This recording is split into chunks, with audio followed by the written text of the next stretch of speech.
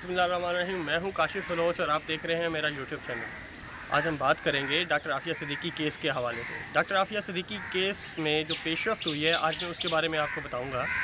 Doctor Fauzia Siddiqui ने बताया है कि गवर्नमेंट ऑफ पाकिस्तान ने डॉक्टर आफिया सिद्दीकी केस के हवाले से मज़ीद दिलचस्पी लेने से इनकार कर दिया है और उन्होंने अभी तक डॉक्टर आफिया सिद्दीकी के वकील क्लाइव स्मिथ के साथ डॉक्यूमेंट्स जो है वो शेयर नहीं किए, जिसकी वजह से डॉक्टर फौजिया सिद्दीकी की अपनी बहन से मुलाकात नहीं हो पाई।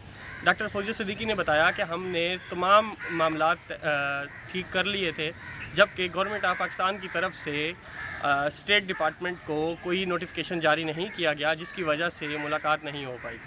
डॉक्टर फौजिया सिद्दीकी ने मज़ीद ये बताया कि गवर्नमेंट जो है वो तो अपना टाइम ख़त्म कर चुकी है और जो निगरान वज़ीर आज़म हैं अनवारुल हक काकड़ साहब, उनसे रिक्वेस्ट की है कि वो डॉक्टर आफिया सिद्दीकी के हवाले से दिलचस्पी का इजहार करें और इस केस को सीरियस लेते हुए कौम की बेटी की रिहाई के लिए जल्द अज जल्द इक़दाम करें।